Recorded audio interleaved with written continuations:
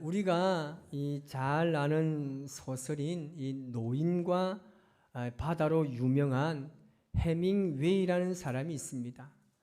이 사람은 노벨 문학상을 받은 세계적인 작가로서 부와 명성을 가지고 있었습니다. 그러나 그는 진정한 행복을 누리는 삶을 살지는 못했습니다. 그는 믿음의 가정에서 태어났지만 하나님을 떠나서 살았습니다. 그는 인생에 4번의 결혼을 했고 61세의 나이에 심한 우울증을 앓다가 그만 총으로 자신을 스스로 끊는, 그렇게 해서 생을 마감한 참으로 비참한 삶을 살았습니다. 그의 이 마지막 일기장에 이렇게 기록되어 있습니다. 나는 필라멘트가 끊긴 텅 빈 전구처럼 허전하다라고 이야기했습니다. 여러분, 도대체 이 해밍웨이가 남부를 것 없는 부와 명예를 가지고 살면서도 이 전기를 발생하는 그 가느다란 이 필라멘트가 끊긴 텅 빈 전구처럼 공허했을까요? 다른 이유가 아닙니다. 그가 하나님 없는 삶을 살았기 때문입니다. 여러분, 사람의 가슴에는 이 영적인 공간이 있습니다. 그 공간은 돈이나 명예나 권력이나 쾌락으로도 전혀 채울 수 없는 공간입니다.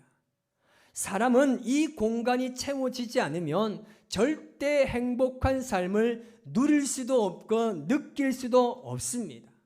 제가 한번 질문해 보겠습니다. 여러분, 지금 행복하게 살고 계십니까? 표정이 애매모호한데 전 세계의 이 여성들을 대상으로 행복과 라이프에 관한 조사를 한 결과가 있는데 여기에 여성의 70%가 행복하다고 답을 했다고 합니다. 그런데 유독 한국의 여성은 40%가 행복하다고 말했다고 합니다. 그래서 좀 이상한 결과가 나온 게 있는데 그것은 뭐냐면 이 한국인이나 이 아시아 국가의 여성들이 노화에 대한 굉장한 걱정과 염려를 가지고 있다고 합니다. 여러분, 그런가요? 아멘. 노화에 대한 그 걱정이 너무나 많대요. 그래서 뭐 늘리기도 했다가 줄이기도 했다가 폈다가 막 그렇게 한대요. 이 한마디로 뭡니까? 우리 모두가 행복을 가지고 있으면서도 진정한 행복을 누리지 못한다는 사실입니다. 여러분, 행복은 아주 소소한 곳에서 누릴 수 있는 것입니다. 충분히 말 한마디로도 행복을 누릴 수가 있죠.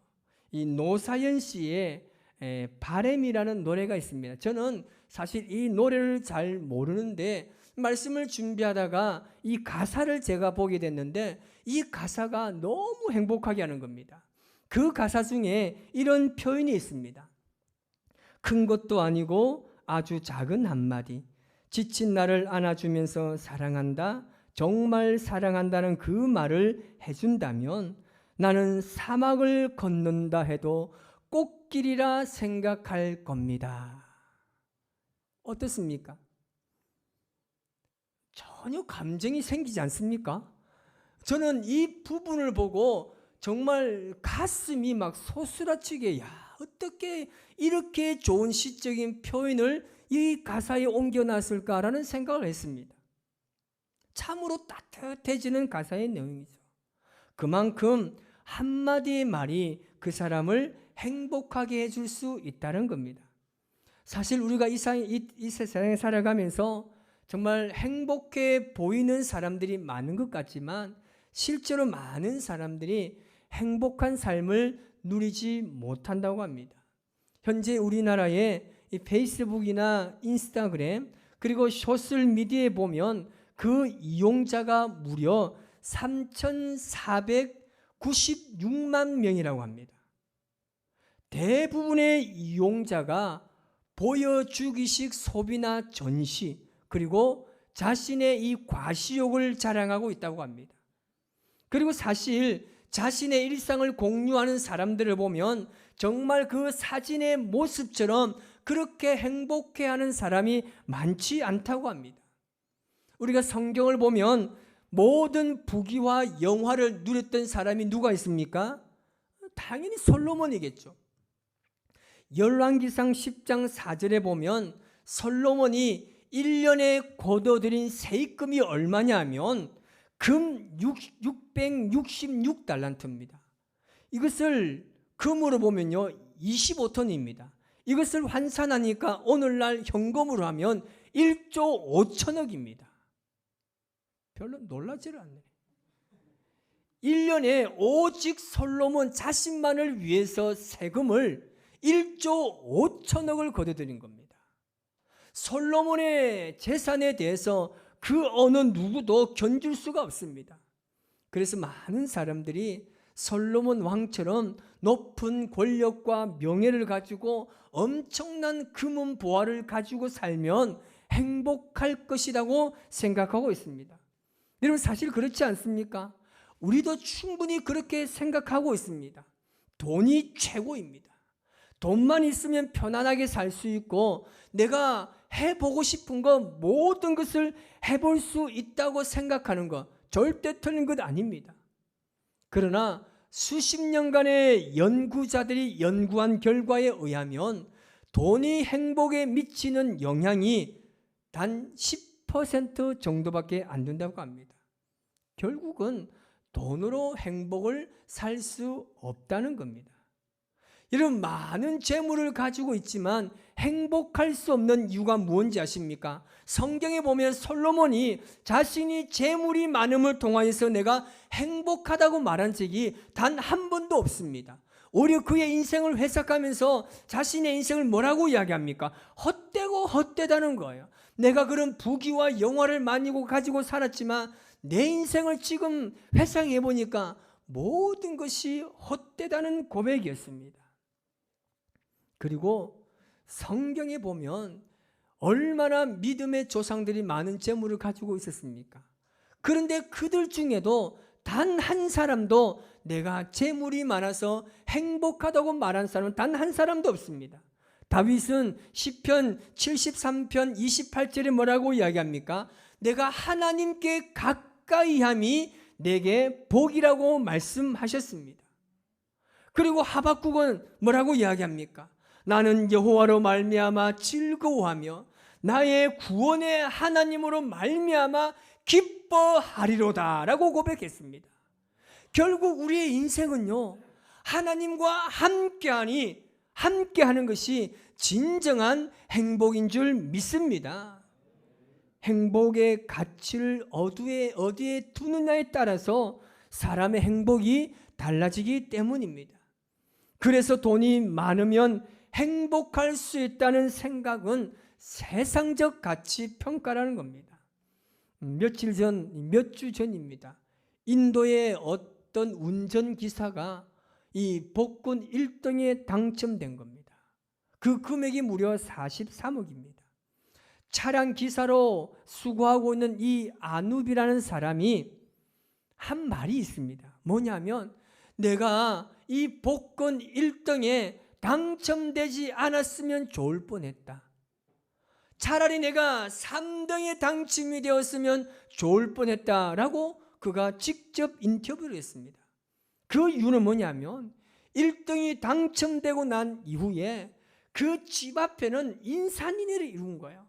내가 아는 사람, 모르는 사람, 구글하는 사람, 기자들 밤이고 낮이고 그 자리를 지키고 있다는 거예요.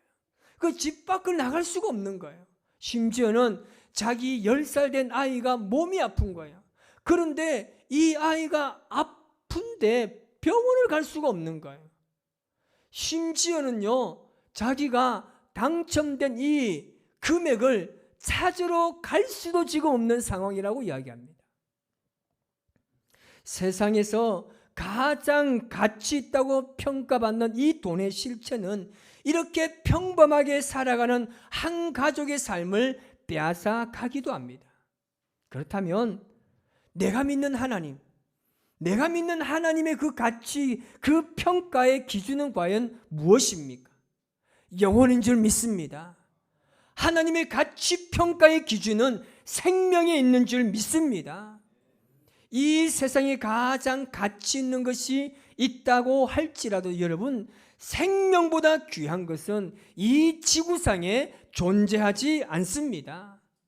우리는 하나님의 형상으로 창조되었습니다.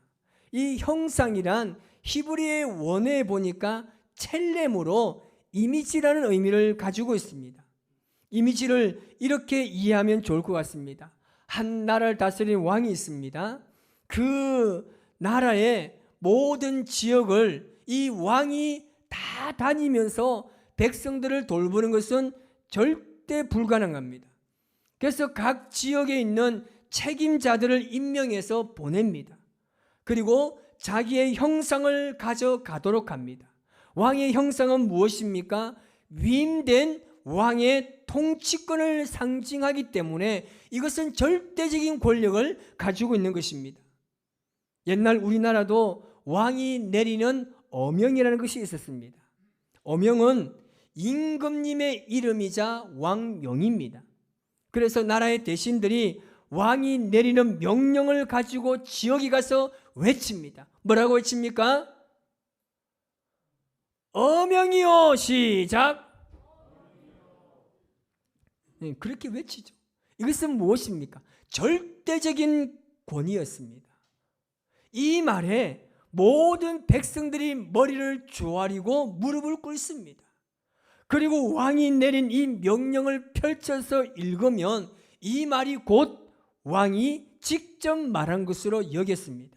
이 말의 의미는 무엇입니까? 우리가 하나님의 형상으로 창조된 사람입니다. 우리는 하나님의 형상을 위임받은 사람입니다.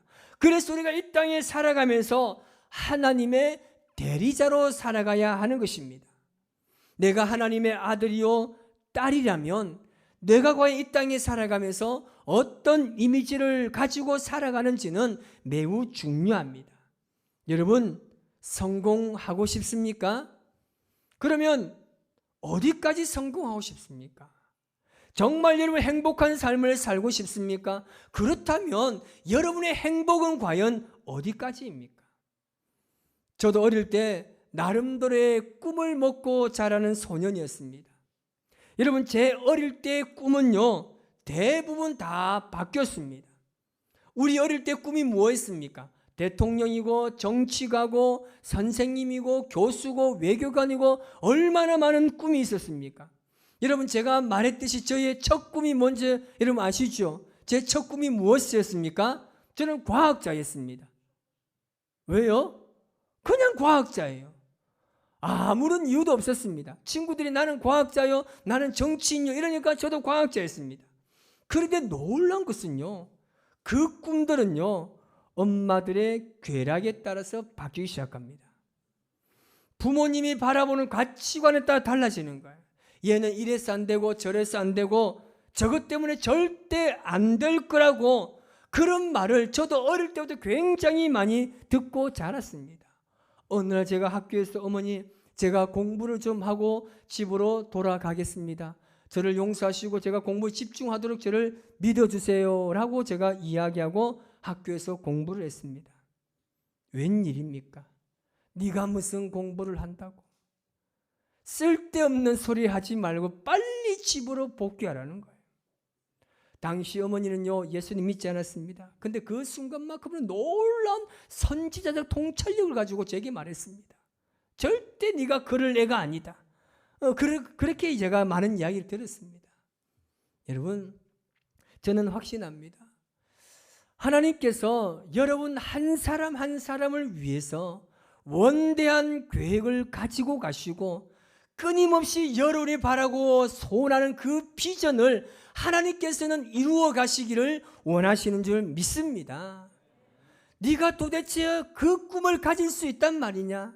너의 비전이 어떻게 그럴 수 있느냐? 절대 하나님은 그렇게 말씀하지 않습니다. 끊임없이 하나님은 믿어주시고 신뢰해 주시고 하나님께서는 여러분의 삶을 형통하게 이끌어가는 줄 믿습니다. 나는 몸이 아파서, 나는 힘도 없고 이제 나는 나이가 너무 많아요. 나는 또 은퇴도 했기 때문에 이제 나는 아무것도 할 수 없습니다라고 말하는 것은요, 절대 하나님의 뜻을 이룰 수가 없습니다. 내가 하나님의 열심을 내가 보지 못하기 때문에, 나를 향한 하나님의 열심을 내가 지금 보지 못하기 때문에 우리가 그렇게 말하는 거예요. 우리가 생명이 다하는 그날까지 주신 사명, 주님 바라보며 거룩한 비전의 삶을 이루어 가시기를 주님의 이름으로 축원합니다. 요셉을 보세요. 그의 인생은 상상할 수도 없는 고통의 시간을 보내지 않았습니까? 그런데 요셉에게는 한 가지 변하지 않는 생각이 있었습니다. 그것은 바로 무엇입니까? 나는 절대로 하나님께 죄를 짓지 않겠다는 생각입니다. 요셉의 생각에는 이것이 자리 잡고 있었습니다. 왜요? 나는 하나님의 자녀이기 때문입니다. 요셉은 내가 하나님의 자녀이기 때문에 나는 하나님께 절대 죄를 짓지 않겠습니다. 이 생각으로 그가 살았습니다. 그래서 창세기 39장 9절 보면 이렇게 말합니다. 시작. 내가 어찌 이 큰 악을 행하여 하나님께 죄를 지으리까. 아멘. 요셉이 세상 사람들 앞에 비춰진 모습은요, 그의 이미지는 어땠습니까? 38절 말씀 볼까요? 시작.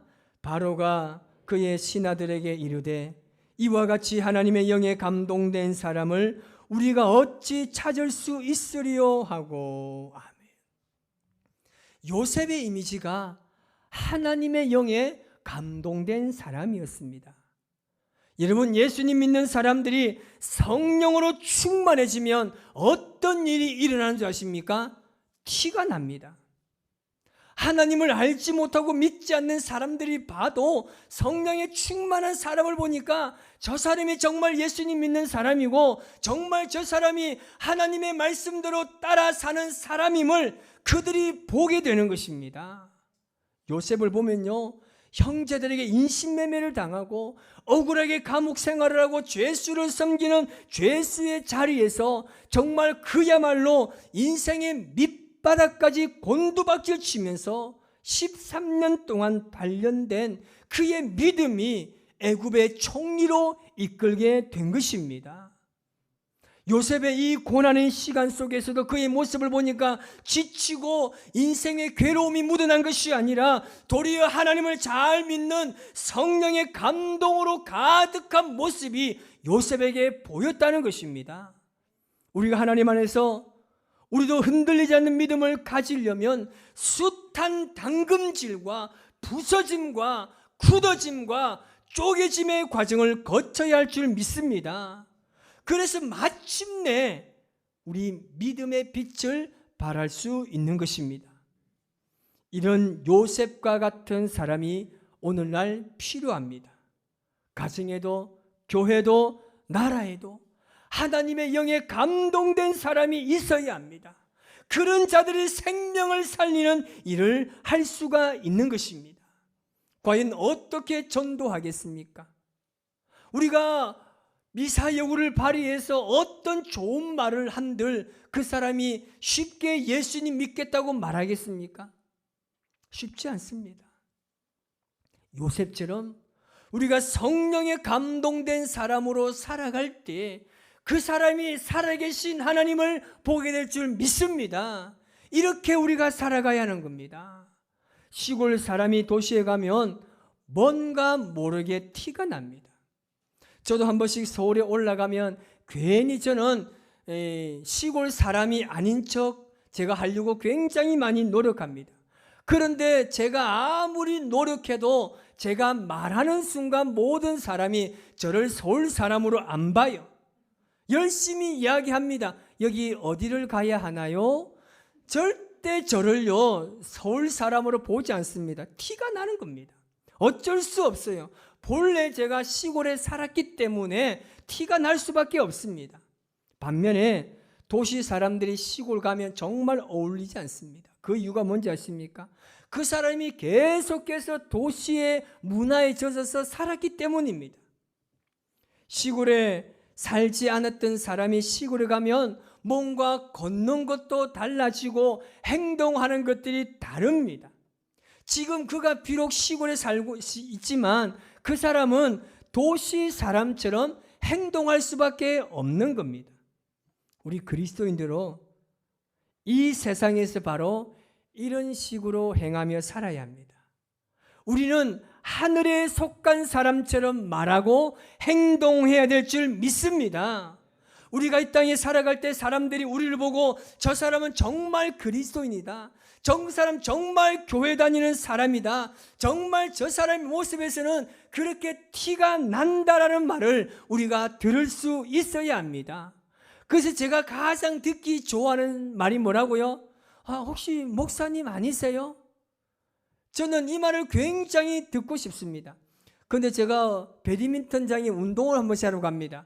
거기에 초등학생 아이 한 명 있어요. 중학생인가? 중학교 1학년에 한 명 있어요. 그래 저를 보고 뭐라고 이야기하냐면 저분 어촌 회장님이십니까? 이렇게 얘기합니다. 어촌계 회장님이신가? 저보고 그렇게 이야기했다는 거예요. 제가 충격을 받았습니다. 저의 속 깊은 그 마음도 모르고 제가 그렇게 보였나 싶어서 참 마음이 씁쓸하기도 한데, 우리가 그렇게 하나님 믿는 사람으로 하나님 나라에 속한 사람처럼 우리가 티가 나야 하는 겁니다. 요셉이 그랬어요. 종으로 살았지만, 억울하게 감옥에 살았지만 그는 많은 사람들에게 하나님 나라에 속한 사람처럼 티가 났다는 겁니다. 오늘날 그리스도인들이 세상에 비춰지는 모습은 어떤 모습입니까? 지금 세상은 그 어느 때보다 따가운 시선으로 우리를 바라보고 대하고 있습니다. 코로나19로 인하여서 교회의 약점을 가지고 언론이나 매스컴에서 부각을 시켰습니다. 더 안타까운 것은 뭐냐면 교회가 잘하고 있다는 말보다 안 좋은 이슈가 더 많아졌다는 겁니다. 한국 교회 이미지는 그야말로 추락했습니다. 교회가 세상 사람들에게 더 이상 소망을 주지 못한다면 교회의 존재의 목적이 사라지는 겁니다. 우리가 요셉을 보면서 오늘날 우리 교회와 나의 모습이 다른 사람에게 어떤 영향력을 미치는가, 이것은 굉장히 중요합니다. 요셉은 세상 사람들에게 성령의 감동으로 사는 사람의 티가 났습니다. 이것이 우리가 세상을 바꿀 수 있는 유일한 무기인 줄 믿습니다. 이번 한 주간 우리의 말과 행동, 그리고 사람을 대하는 모든 부분에서 하나님의 자녀라는 티가 나는 삶을 살아야 할 줄 믿습니다. 여러분, 주님만을 바라보며 그 하나님의 시선을 의식하며 살아가시기 바랍니다. 그래서 내가 말하고 내가 행동하는 그 모든 것에 하나님의 모습이 보이지 않는다면 중단하십시오. 절대 우리 안에 사랑 없이 사람을 대하지는 마시기 바랍니다. 하나님의 사랑을 가진 사람으로 세상을 대할 때에 그 사람이 진정 하나님 속에 있는 사랑을 발견할 줄 믿습니다. 오늘 시간 우리가 함께 이 찬양으로 고백하며 나아가실 때 오직 주님을 향해서 바라보고 우리의 삶을 인도하시는 그 주님 앞에 고백하며 나아가시기 바랍니다.